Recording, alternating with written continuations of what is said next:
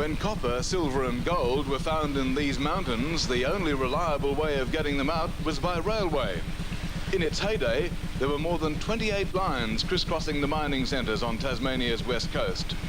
This steam train, unique for its special tooth and cog design, used to haul loads over some of Tasmania's steepest terrain.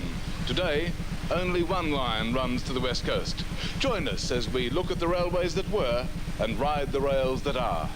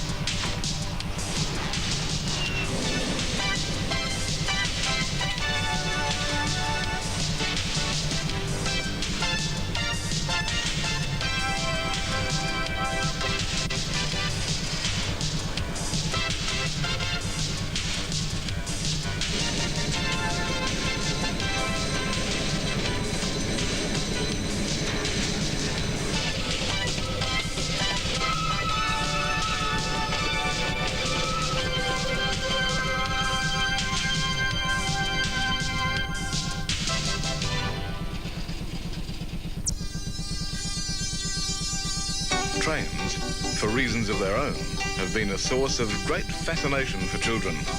One can easily understand how such hissing metal behemoths could leave indelible imprints on sensitive young minds. But whatever the fantasy that trains hold for children, for adults, they have a more real and pragmatic function. As a product of the mechanical age, trains created a greater mobility for man. With a train, he could transport great weights across vast distances and rugged terrains with a minimum expenditure of human energy. Unless, of course, you happen to be a convict working on the Port Arthur line in Van Diemen's Land. Constructed in 1836 under the supervision of Captain O'Hara Booth, the line ran for 7 kilometres across the Tasman Peninsula, connecting Norfolk Bay to Port Arthur. The line was novel in that it was constructed entirely of wood and was powered by convicts. In the historical novel For the Term of His Natural Life, Marcus Clarke describes the railway as being composed of a number of low wagons pushed and dragged up the steep incline by convicts who drew themselves up in the wagons when the trucks dashed down the slopes and acted as drags. Each rough wooden wagon was capable of carrying up to 1 ton in weight and was propelled by 4 convicts. The convicts were chosen, ironically, for their honesty. The temptation to abscond to freedom was ever present. While the railway initially decreased labour costs, it could not sustain maintenance costs or compete with steamship efficiency. In 1858, the line was finally closed, having established itself in history as Australia's first railway.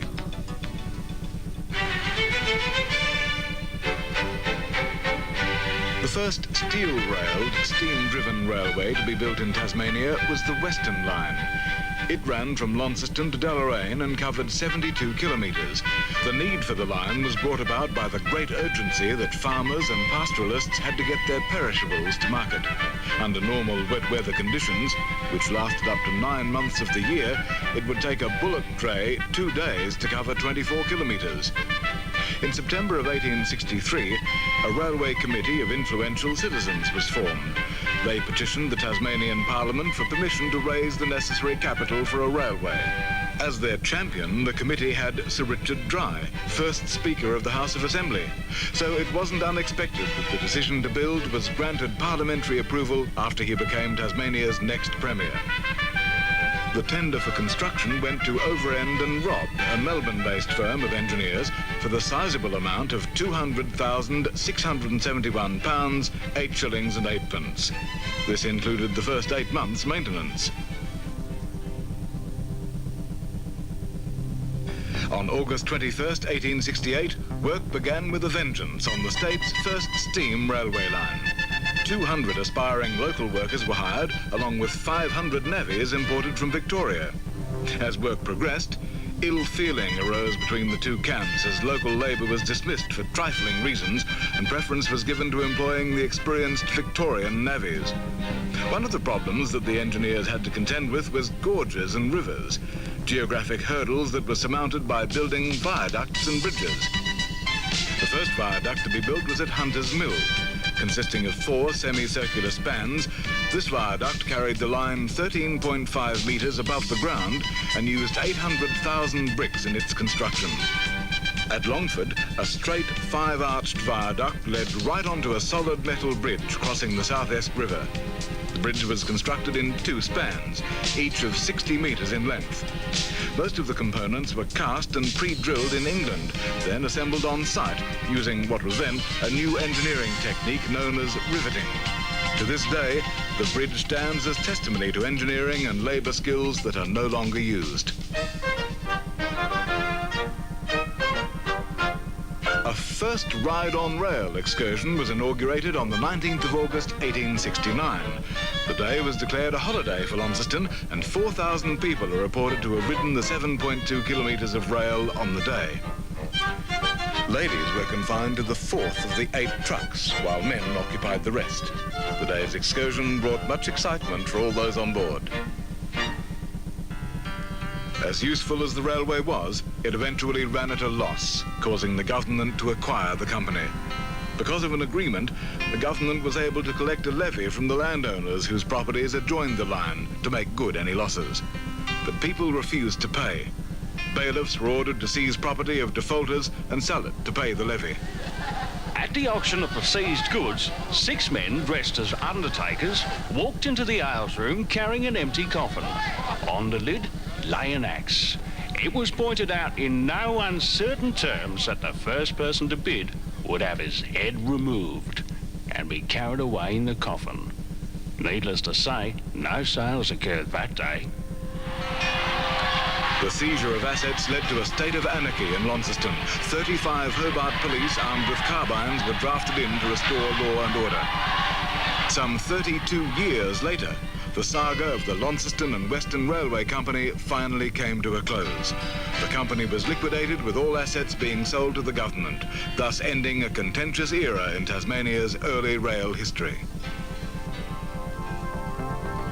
While the Western Line was being built in the north of the state, the south was evolving its own grandiose scheme.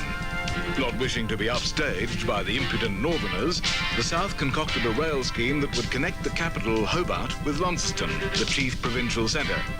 Since the line was to run through the centre of the island, it was to be called the Tasmanian Main Line Company. After many public meetings and much parliamentary debate, the work was awarded to Messrs. Edwin Clark, Punchard and Company of London. The great difficulty associated with this line was to find a route across the ridges of the Midlands, whose peaks ranged up to 600 metres. A number of routes were surveyed, giving cause for communities along the surveyed routes to politic fiercely for the line to pass through their area. The route eventually chosen was the one that skillfully avoided building expensive tunnels through the mountain terrain. In fact, only one tunnel was found to be necessary on the whole line, and that was at Rindeston. It was a little over 1 kilometre in length. In keeping with the austere nature of the project, the frugal 3-foot 6-inch gauge was adopted as opposed to the more opulent 5-foot 3-inch gauge. Work on the line began early in 1873. To supplement the local workforce, 1,500 skilled men were brought out from England at a contracted rate that was less than local rates. After much bickering between the contractors and the government, the line was completed with the first train running from Hobart to Launceston on the 1st of November 1876. In later years, deviation lines were built from outlying areas to the main line to serve the needs of the farming community. As a passenger on the main line, you would have met a certain personality by the name of Mrs. Delaney. She was noted for her mercurial wit and ribald stories and the apples that she sold to passengers. She would sell her apples to the very last moment, then jump from the train. One day, she misjudged her timing, lost her grip, and was killed under the train, so bringing to an end another of the eccentric characters that enriched rail life. As a conduit between the north and the south, the line fulfilled its role admirably. Unfortunately, rising overheads caused there to be little or no profits. This economic state of affairs caused the simmering mistrust that existed between the English company and the government to flare up and manifest itself in litigation. On the 1st of October 1890, the company passed into the possession of the government of the colony for the sum of £1,106,500, thereby bringing to an end 20 years of acrimony and mistrust between the two parties. The acquisition of the Tasmanian Main Line Railway Company placed the entire railway network under government control. Little did they realise, as they prepared themselves for a new chapter in Tasmania's history, that the colony was on the brink of a long and lasting depression.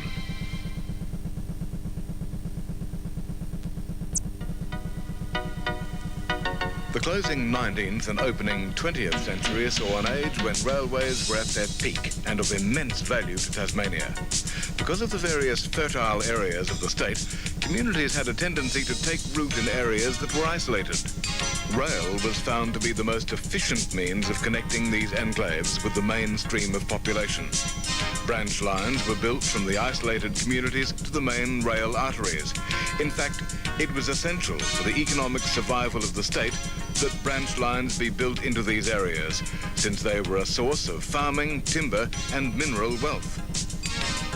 Branch lines had the effect of increasing the ease and frequency of communication to remote areas, as well as accelerating their growth. The first major branch line was opened in 1886 and ran the length of the picturesque Fingal Valley. Built by the government, the line connected with the then privately owned Main Line Railway Company. Its main function was to carry general freight and passengers, but with the discovery of coal, the line took on a new impetus. As much as enthusiasts bemoan the demise of the steam era, it was pointed out by the guard on this train that 2 steam trains would have been hard-pressed to move this 1,200 tons of coal. In the northeast of the state, another government branch line was built, connecting the Scottsdale area with Launceston, the provincial capital. Opened in 1889, this line featured Tasmania's second rail tunnel, a solid construction that reflects the exacting workmanship of the era. Once a bustling line serving the needs of the rural community, its main function now is to transport the huge logs from the surrounding bush, along with clay deposits found in the region, to the APPM paper mill at Burney on the coast, where other government-constructed branch lines spread across the rich red soils of the northwest.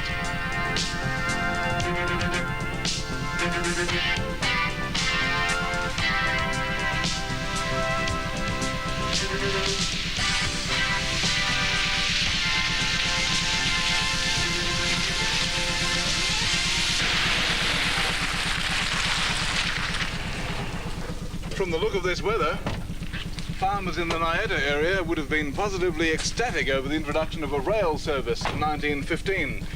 What normally took 1 week of hard slogging through mud and slush by bullock train to reach Ulverston could now be achieved in 1 day by steam train.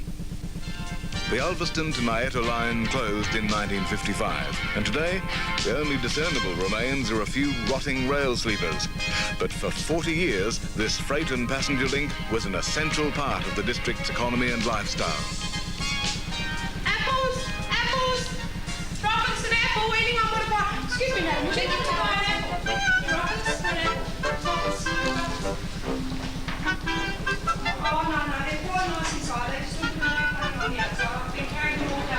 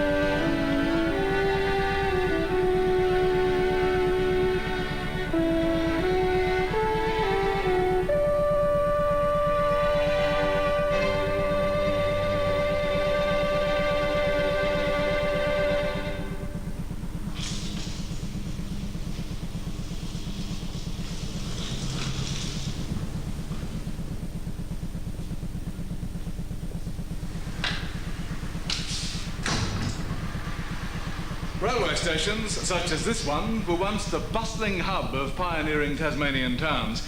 In its heyday, 6 freight trains and 2 passenger trains would rumble through Ulverston.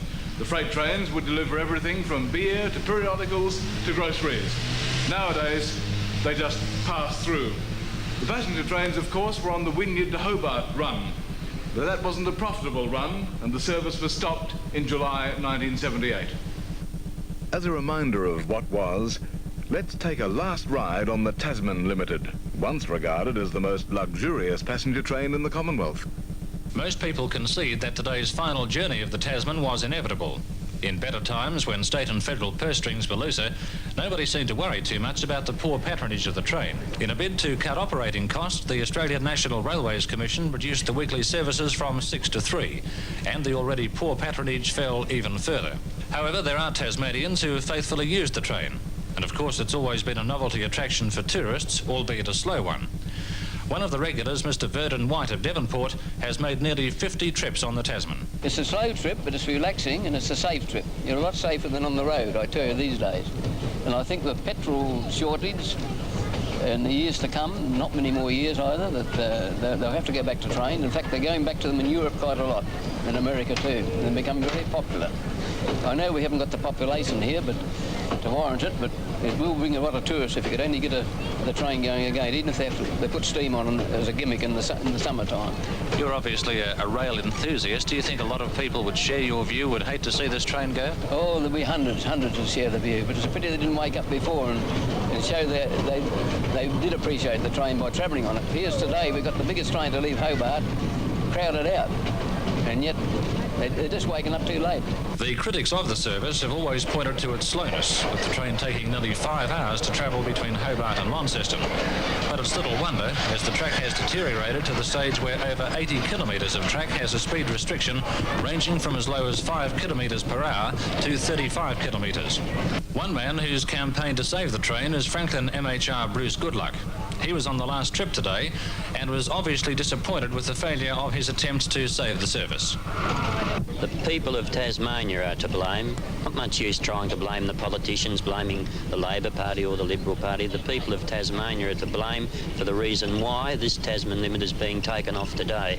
We've got a shocking apathy in Tasmania. We've got, a shocking parochialistic attitude that's killing this state, and it's about time a lot of people realised it. Do you think people will live to regret the day this service was discontinued? Of course they will. In the long term, fuel will be short, and we could find that the motor car may be in such a precarious position if alternatives are not found that we'll need to get back to this sort of transport. And we've been very negative in that thinking. But unfortunately, at the moment, road transport offers such a great advantage of travelling per time, etc., comfort. All those sort of things have grown over a period of time, and unfortunately we're left with the Tasman Limited today. It may have quite a few passengers on this last sentimental trip, but people just haven't been using it. It's never been promoted as a tourist train, and unfortunately the poor employees of the railways have been wound down to such a state that they're probably demoralised too. There have been suggestions that our railway system is being brought to a stage where it could be completely closed in 1981. Whether that happens or not remains to be seen, but one can't help feeling that this could only be the start. Today's last trip by the Tasman Limited now means that Tasmania becomes the first state in Australia to have the rather dubious distinction of not having a passenger rail service.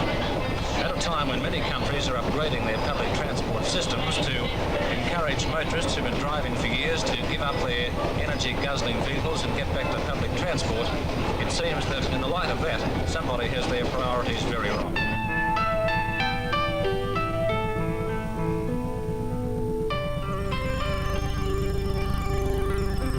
While the tin at Balfour lasted, the town, like all mining towns, turned into a busy and lucrative trading community.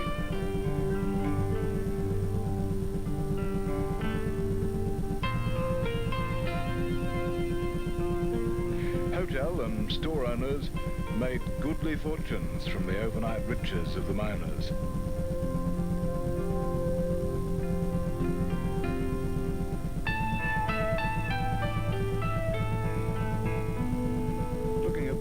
Town planning map at Balfour, you could see the planner had some great ambitions for this thriving community.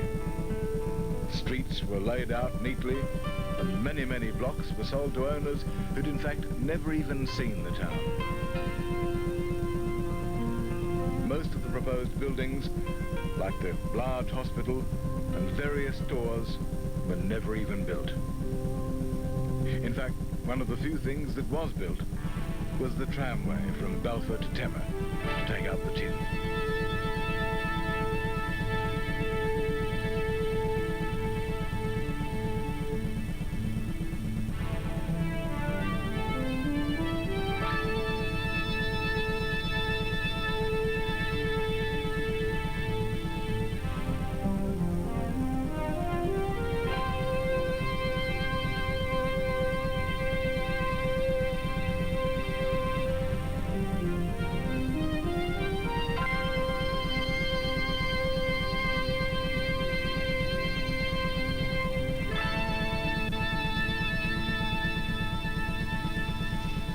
In 1912, things were looking grim for Balfour.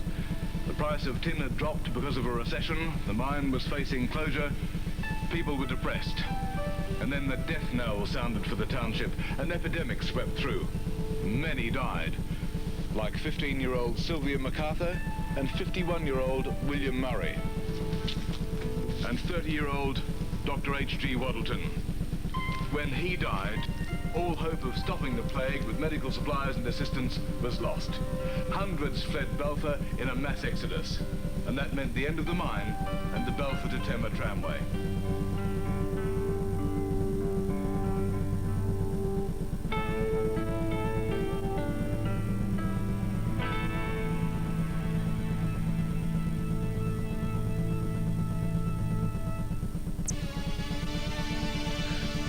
Tasmania, by nature of its mountainous terrain, was unlikely to build a great railway in the traditional sense. Nevertheless, it was those very same mountains that brought about the development of the most convoluted yet interesting rail system in Australia. To say that Tasmania's west coast was inhospitable would be an understatement. Comprising a storm-beaten coastline and razorback ridges inundated by up to 100 inches of rain per annum, the west coast was the type of place avoided by your average person.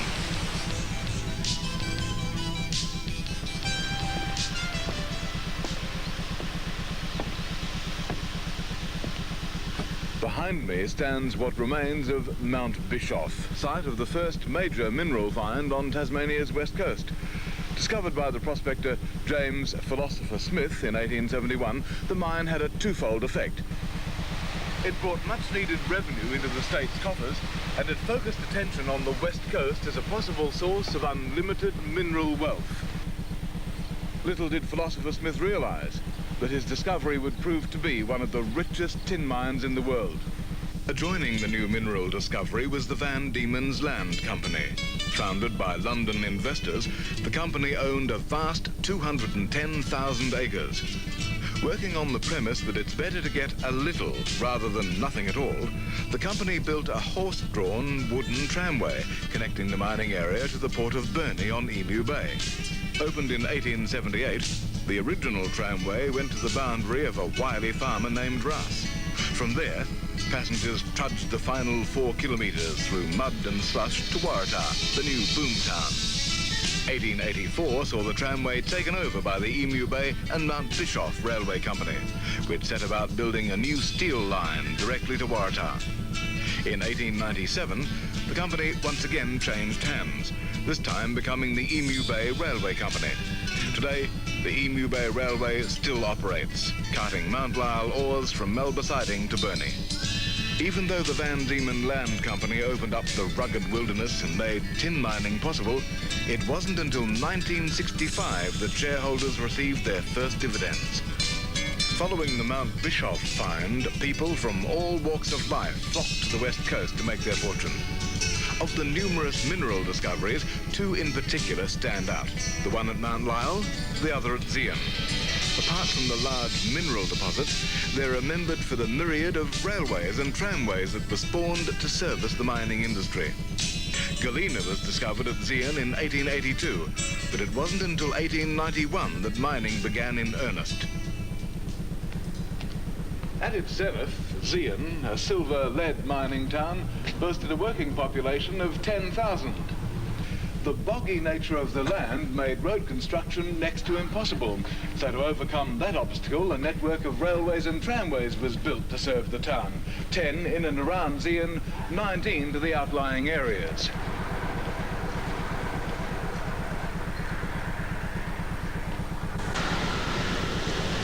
Trams would rumble up and down the 2 or 3 foot 6 track, stopping at stalls, depositing their goods and moving on. It was one of the most intricate systems of narrow-gauge tramways existing in Tasmania.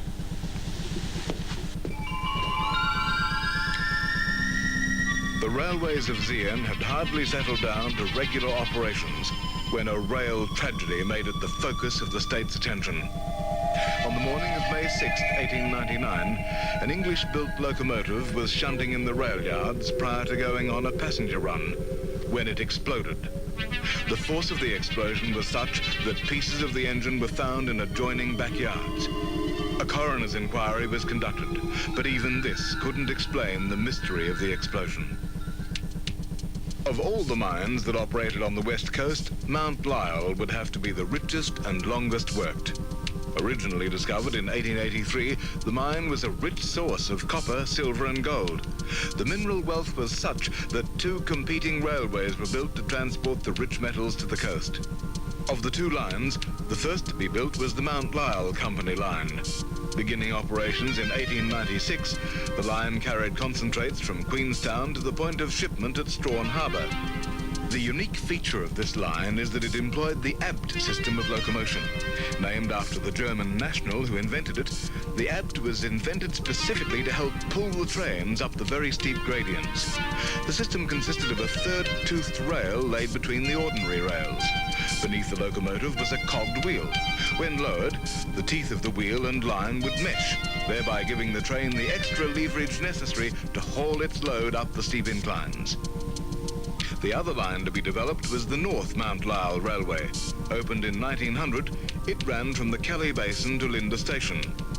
With both lines competing for the cartage of ore, a railway war erupted that lasted for 3 years. When the dust had settled, it was found that both companies were in financial difficulties. A merger was proposed, and the new Mount Lyell Mining and Railway Company Limited was formed. This company took over all cartage operations until its closure in 1963. For all of the railways and tramways that existed on the West Coast, a trip to Hobart from Queenstown would take up to 3 days and required 6 train changes. By comparison, it was quicker and easier at that time to cross the Bass Strait and travel to Melbourne. Because of the extent of interstate trade that existed between the West Coast and Melbourne, people in the business community considered the West Coast to be an unofficial province of Victoria. So, after all these years of pioneering activity, what's left of the railways and the mines they served? Of the numerous mines that dotted the West Coast, Mount Lyell is still operating, though there are signs that its days are numbered. Perhaps its future lies in becoming a living museum for curious tourists to wander through. And of all the railways that once existed on the West Coast, the Emu Bay line is the sole operating reminder of when rails rolled back yet another of Tasmania's frontiers. I'm no millionaire, but I'm not the type to care, 'cause I've got a pocket full of dreams. In my universe, even with an empty purse, 'cause I've got a pocket full of dreams. Wouldn't take the wealth on Wall Street for a road where nature trod, and I calculate I'm worth my weight in gold and rod. Lucky, lucky me, I can live in luxury, 'cause I've got a pocket full of dreams.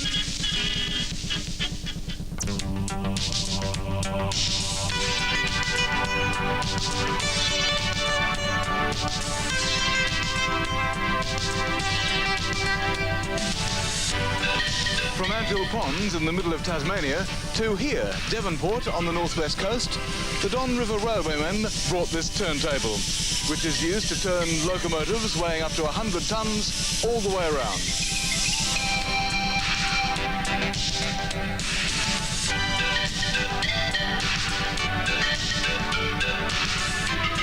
The Don Railway is the last reminder of steam railways on the northwest coast.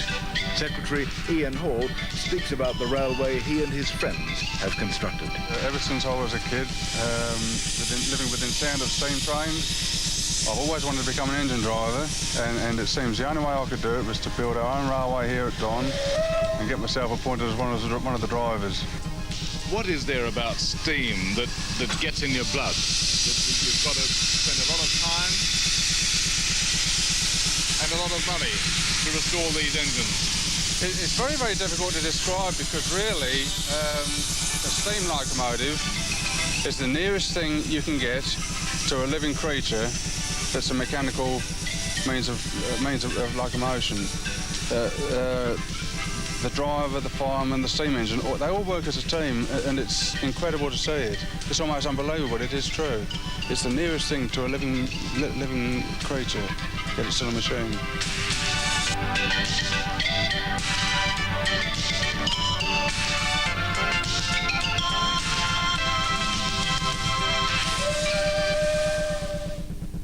Pull the lever, and the CCS-23 gets the signal to move along the line 3.5 kilometres to Coles Beach and back. And every single metre of line, by the way, was laid by the Don River Railwaymen.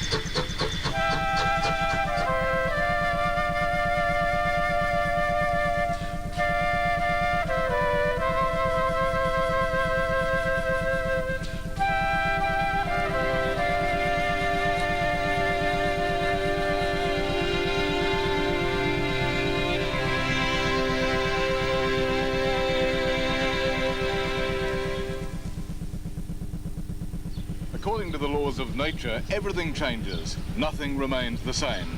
And nowhere is this more apparent than in the demise of the steam railways. These great metal giants, which once proudly thundered along miles and miles of steel rail, now lie deathly still. What's become of them? Most locos and lines were sold for scrap, leaving nothing but empty scars crisscrossing the countryside. The few engines that survived can be found in railway museums, lovingly restored to working order, or found in parks, such as this one, rusting away, silently paying homage to Spartan days when Tasmania's pioneers rode the rails to new frontiers. Today, the diesel loco does the work, but the fascination with the steam engine, one of man's most endearing, if not most efficient inventions, still remains.